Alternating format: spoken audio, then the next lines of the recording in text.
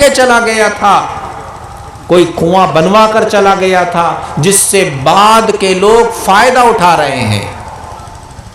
یاد رکھیے، اگر آپ نے دنیا کے اندر اللہ کا گھر بنا دیا، مسجد بنا دی، مدرسہ بنا دیا، تھوڑے تھوڑے پیسے اکٹھے کر کے مسجد کے لیے، مدرسے کے لیے کوئی زمین خرید کر دے دی، کوئی جگہ خرید کر دے دی، تو جب تک مسجد کی زمین پر سجدہ ہوتا رہے گا تب تک آپ کے نامہ اعمال میں نیکیاں لکھی جاتی رہیں گی۔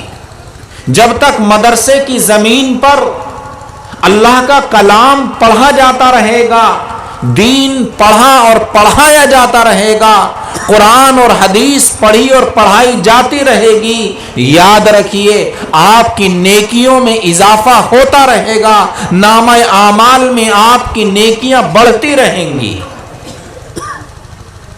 اور تیسری چیز بیان فرمائی آقا مدنی سرکار دو عالم صلی اللہ علیہ وسلم نے کہ آدمی مر جاتا ہے، اپنے پیچھے اپنی نیک اولاد چھوڑ کر جاتا ہے، ایسی اولاد چھوڑ کر جاتا ہے جو اولاد مرنے کے بعد اپنے ماں باپ کے لیے دعائے مغفرت کرتی ہے۔ پیغمبر علیہ الصلوۃ والسلام نے فرمایا مرنے والے کو اس کی اولاد کی جانب سے دعا کا فائدہ پہنچتا رہے گا، نیک اولاد اپنے ماں باپ کے لیے دعا کرتی رہے گی اور ماں باپ کا درجہ جنت کے اندر بلند ہوتا رہے گا۔ اولاد نیک کب ہوگی؟ جب آپ اپنی اولاد کو نیک بنانے کی فکر کریں گے، جب آپ یہ طے کریں گے کہ میں اپنے بچے کو حافظ قرآن بناؤں گا، میں اپنے بچے کو عالم دین بناؤں گا، میں اپنے بچے کو دین دار بناؤں گا، دین کا خادم بناؤں گا، قاری قرآن بناؤں گا، حافظ قرآن بناؤں گا، جب ارادہ کریں گے اور اپنے بچے کو دین پر لگا کر جائیں گے، میرے بھائی اور بزرگوں یاد رکھیے دنیا تو آپ کے مقدر میں جتنی لکھی ہے اتنی ہر حال میں مل کر رہے گی، لیکن دین اگر آپ اپنے بچوں کو دیندار بنا کر جائیں گے تو دنیا میں اس کا نفع ملے یا نہ ملے، آخرت میں اس کا نفع یقینی ہے۔ آخرت میں جب بندہ ایک ایک نیکی کے لیے ترس رہا ہوگا اس وقت میں آپ کو اپنی اولاد کی قدردانی محسوس ہوگی، اپنی اولاد کی نیکیوں کی قدر محسوس ہوگی کہ ہاں میری اولاد میرے پیچھے میرے لیے دعا کر رہی ہے اور اللہ اس کے بدلے میں میرے اجر کو بڑھا رہے ہیں۔ پیغمبر علیہ الصلوۃ والسلام نے فرمایا کہ اچانک ایک بندہ مرنے کے بعد اپنی نیکیوں میں بڑھوتری دیکھتا ہے، وہ دیکھتا ہے کہ اللہ تعالیٰ نے اس کے ثواب میں بہت زیادہ اضافہ کر دیا، تو وہ اللہ سے عرض گزار ہوتا ہے اے الہ العالمین میں نے تو اب کوئی نیکی نہیں کی، میں تو مر گیا تھا، اچانک میں دیکھتا ہوں کہ میری نیکیوں میں بہت زیادہ اضافہ ہو گیا ہے، یہ نیکیاں کہاں سے آ گئی میرے مرنے کے بعد؟ اللہ تعالیٰ فرمائے گا تمہاری نیکیوں میں، تمہارے نامہ اعمال کے اندر جو یہ اضافہ ہو رہا ہے، نیکیاں لکھی جا رہی ہیں مرنے کے بعد بھی، لِاسْتِغْفَارِ وَلَدِكَ لَهُ تمہارے بچے نے، تمہاری اولاد نے تمہارے لیے دعا کی تھی، اس کا ثواب تمہیں مل رہا ہے۔ اس لیے میرے بھائی اور بزرگوں اپنی اولاد کو ایسا بنا کر جاؤ جو آپ کے مرنے کے بعد آپ کے لیے دعا کرے، ایسا نہ بنا کر جاؤ کہ آپ کی وفات کے بعد وہ آپ کی نماز جنازہ میں شریک بھی نہ ہو سکے۔ ایسے بھی واقعات ہیں کہ باپ کا جنازہ لوگوں کے کندھوں پر ہے اور بیٹا کوٹ پیٹ کے اندر ملبوس ہے، کوٹ میں ہاتھ ڈالے ہوئے کھڑا ہے، نہ جنازے کو کندھا دینے کے لیے تیار ہے، نہ اپنے ماں اور باپ کی نماز جنازہ پڑھنے کے لیے تیار ہے۔ وہ اپنے دوستوں سے کہتا ہے کہ تم پڑھ کر آ جاؤ، میرے کپڑے ٹھیک نہیں ہیں۔ بڑے بد نصیب ہیں وہ لوگ جو اپنے ماں باپ کی نماز جنازہ پڑھنے سے بھی محروم رہتے ہیں۔ لیکن میں تو یہ کہوں گا کہ اس میں قصور ان کے والدین کا بھی ہے۔ انہوں نے اپنے بچوں کی ایسی تربیت کیوں نہیں کی؟ انہوں نے اپنے بچوں کو ایسا کیوں نہیں بنایا کہ ان کے بچے، ان کی اولاد ان کے مرنے کے بعد ان کے کام آتی؟ میرے بھائیوں، یہ زندگی تو 50-60 سالہ زندگی ہے اور ایک دن ختم ہو جائے گی۔ مرنا تو ہر ایک کو ہے، دنیا سے تو ہر ایک کو جانا ہی جانا ہے۔ ہم اپنے لیے کچھ سامان کر کے جائیں، کچھ ذخیرہ کر کے جائیں، اپنی اولاد کو نیک بنا کر جائیں، اپنی اولاد کو اللہ کا دین دے کر جائیں، تو اللہ کی ذات سے امید ہے کہ یہ اولاد آخرت میں آپ کے کام آئے گی۔ تو میں یہ عرض کر رہا تھا کہ یہ مدارس دینیہ آپ کے لیے، آپ کے دین کے لیے، آپ کے ایمان کے لیے ایک حفاظت کا ذریعہ۔ مسلمانوں، آج امت مسلمہ کے کاندھوں پر اور ہندوستانی مسلمانوں کے کاندھوں پر یہ بہت بڑی ذمہ داری ہے کہ اپنے مدرسوں کی حفاظت خود کریں، اور مدرسوں کی حفاظت یہ ہے کہ اپنی حلال کمائی کے ایک ایک روپے سے ان مدرسوں کا تعاون کریں اور ان مدرسوں کو چلائیں، اس لیے کہ یہ ہماری مذہبی ضرورت ہے، اس لیے کہ یہ ہماری دینی ضرورت ہے۔ ہم اپنی دنیاوی ضرورت اسکولوں سے پوری کر لیں گے، کالجوں سے پوری کر لیں گے، لیکن دینی ضرورت ہمیں ان مدارس سے ہی پوری ہوگی۔ جناب رسول اللہ صلی اللہ علیہ وسلم اس دنیا کے اندر بھیجے گئے اور آپ نے 23 سال لگاتار حضرات صحابہ کرام رضوان اللہ علیہم اجمعین کو قرآن سکھلایا، قرآن پڑھایا، اور پیغمبر علیہ السلام کو قرآن پڑھنے والے اور قرآن پڑھانے والے بے پناہ پسند اور محبوب ہوا کرتے تھے۔ ایک دن اللہ کے نبی صلی اللہ علیہ وسلم اپنے حجرہ مبارک سے باہر نکلے، آپ نے دیکھا کہ مسجد نبوی کے اندر چند صحابہ کرام رضوان اللہ علیہم اجمعین بیٹھے اور قرآن کریم کو سیکھ رہے ہیں، قرآن کریم کو یاد کر رہے ہیں۔ نبی علیہ السلام ان صحابہ کے پاس جا کر کھڑے ہو گئے، تو جو صحابی قرآن کریم پڑھ رہے تھے اور دوسروں کو سکھا رہے تھے وہ خاموش ہو گئے۔ نبی علیہ السلام نے فرمایا نہیں، تم اپنا کام جاری رکھو اور قرآن پڑھاتے رہو۔ اور اللہ کے نبی علیہ السلام یہ کہہ کر وہی مسجد میں بیٹھ گئے ان صحابہ کے سامنے جو قرآن کو یاد کر رہے تھے، اور آپ نے ہاتھ سے اشارہ فرمایا کہ حلقہ بنا لو، گول دائرہ بنا لو، تاکہ سارے کے سارے صحابہ سامنے ہو جائیں۔ یاد کیجئے صحابہ کی غربت کو، کیسی غربت کی زندگی گزار رہے ہیں اور غربت کی زندگی میں اللہ کے کلام کو پڑھ رہے ہیں۔ جب نبی علیہ السلام نے فرمایا کہ گول دائرہ بنا لو اور سامنے ہو جاؤ، تو بعد صحابہ شرم کے مارے سامنے نہیں ہوتے۔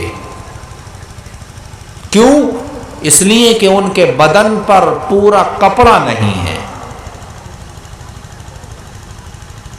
وہ تو ایک دوسرے کی آڑ میں بیٹھے ہوئے تھے، ایک صحابی دوسرے کے پیچھے چھپ کر بیٹھے ہوئے تھے تاکہ سطر نہ کھل جائے، جسم نہ کھل جائے۔ اپنے سطر چھپانے لائق بھی ان کے پاس کپڑے میسر نہیں تھے۔ آج تو اللہ کا شکر ہے کہ ہر ایک کے پاس 2 4 جوڑ کپڑے موجود ہوتے ہیں۔ صحابہ کی زندگی تو ایسی ہے کہ ان میں سے بعض کے پاس صرف ایک ہی کپڑا ہوتا تھا۔ ایک مرتبہ ایک صحابی کہنے لگے یا رسول اللہ ایک کپڑے میں نماز ہو جاتی ہے؟ آپ نے فرمایا اَوَلِكُلِّكُمْ ثَوْبَانِ، کیا تم میں سے ہر ایک کے پاس 2 کپڑا ہے؟ 2 کپڑا تو سب کے پاس ہے ہی نہیں۔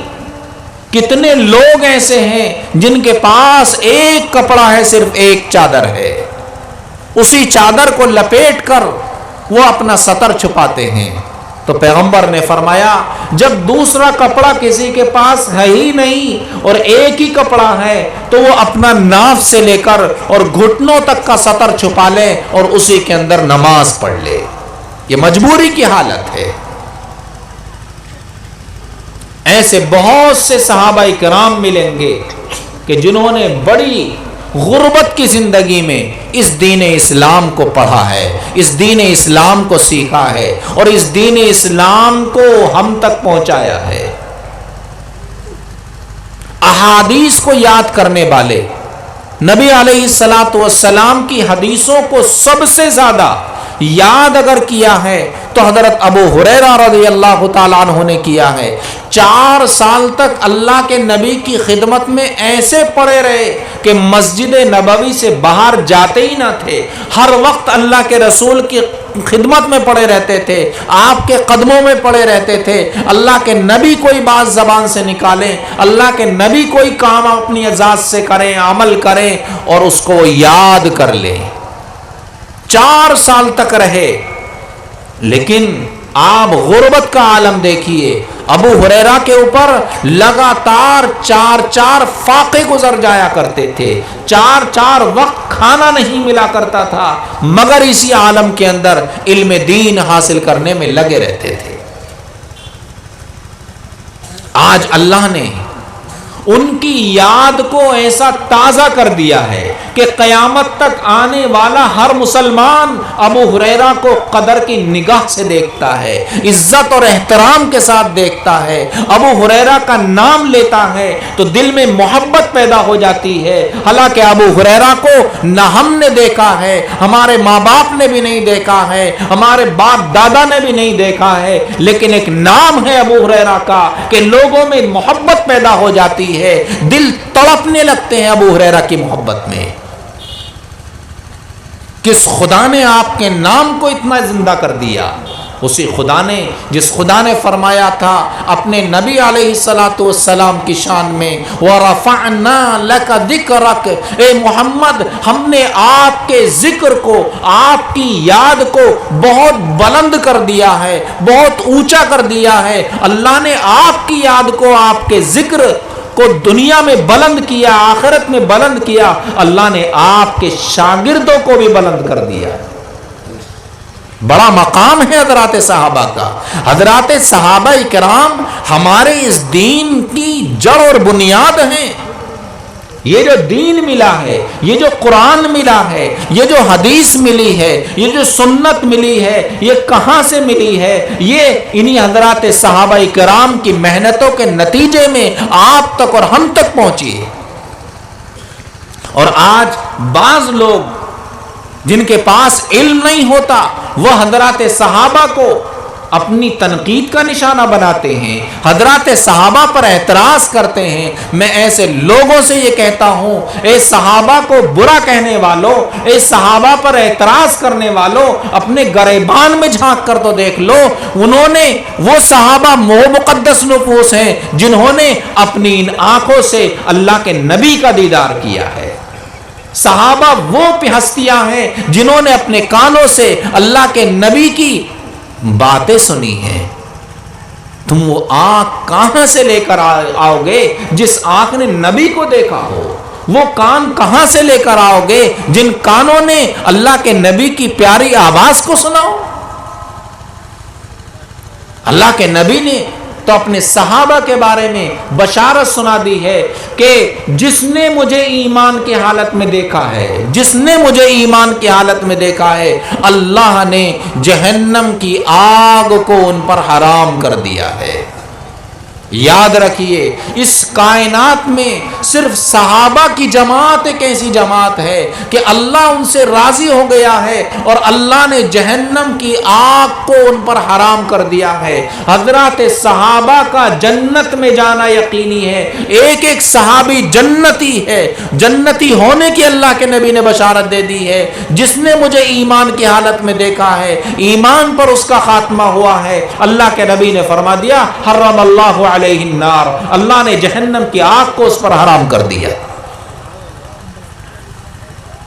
تو انہی صحابہ کرام رضوان اللہ علیہم اجمعین کی قربانیوں کے نتیجے میں، جنہوں نے اپنی زندگی قرآن کو سیکھنے میں لگا دی، قرآن کو پڑھنے میں لگا دی، اور مسجد نبوی کے اندر سب سے پہلا مدرسہ قائم کیا تھا جس کو آپ آج کل صفہ کہتے ہیں۔ یہی مقام صفہ جو مسجد نبوی میں حجرے کے پاس میں روضہ اقدس کے برابر میں ایک چھوٹا سا چبوترا بنا ہوا ہے، اسلام کا سب سے پہلا مدرسہ ہے۔ یہی سب سے پہلے قرآن کی تعلیم ہوئی ہے، یہی حدیث یاد کی جاتی تھی، یہی قرآن یاد کیا جاتا تھا۔ تو ان قرآن پڑھنے والوں کی نسبت تو بڑی اونچی نسبت ہے۔ ہم ان حفاظ قرآن کی عزت کریں۔ اگر آج ہم ان کی حوصلہ افزائی کریں گے، ان کو عزت کی نگاہوں سے دیکھیں گے، اللہ تعالیٰ ان کو سر بلند کرے گا، دین کا داعی بنائے گا، دین کا چراغ روشن کرنے والا بنائے گا۔ اللہ کے نبی کی صفات میں ہی یہ ہے، وہ سراج منیرا، اللہ نے اپنے نبی کو، اپنے پیغمبر کو ایک روشن چراغ بنا کر بھیجا ہے۔ چراغ فرمایا، یوں نہیں فرمایا کہ ہم نے آپ کو سورج بنا کر بھیجا ہے، نہیں، سورج تک تو ہر انسان پہنچ ہی نہیں سکتا ہے، اور اللہ کے نبی تک تو ہر صحابی پہنچ جاتا تھا۔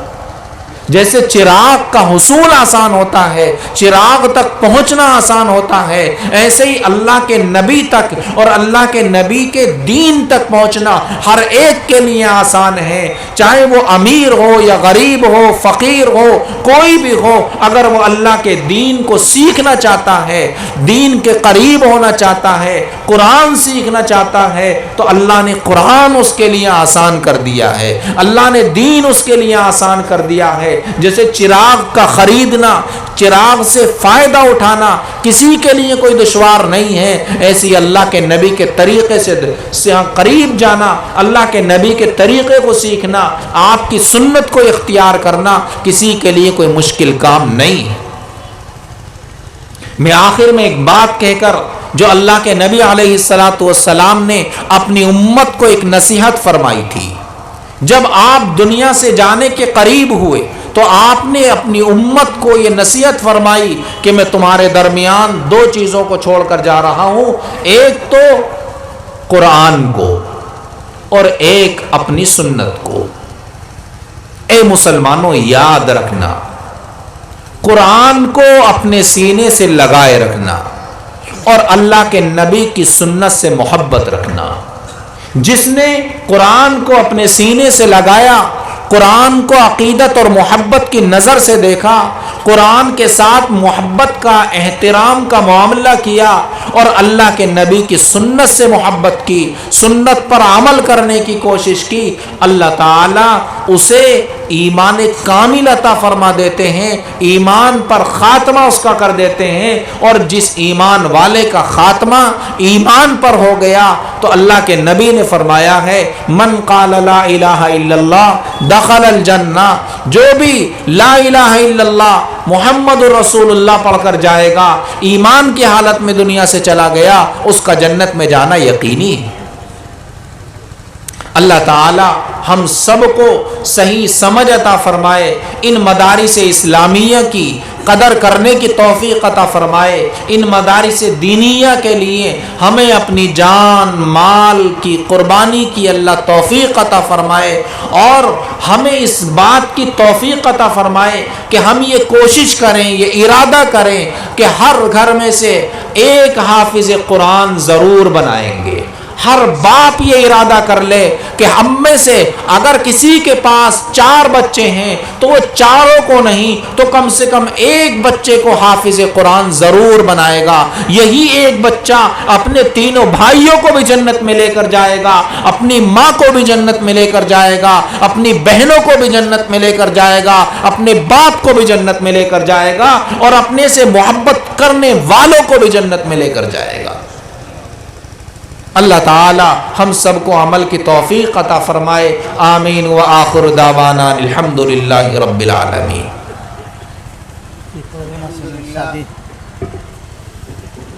الحمدللہ، ابھی آپ حضرات کے سامنے حضرت مولانا محمد احد الرحمن صاحب گڑگویا، استاد دارالعلوم اسلامیہ عربیہ نعمت پور، حضرت کا نکاح منعقد ہوگا انشاءاللہ، اور ہمارے مہمان خصوصی حضرت دامت برکاتہم ہی پڑھائیں گے انشاءاللہ۔ اس لیے آپ حضرات کو عقد نکاح کی دعا میں شرکت کی درخواست ہے، اور عقد نکاح کے بعد ہی انشاءاللہ حضرت کی دعا ہوگی۔ کہاں ہے رجسٹر؟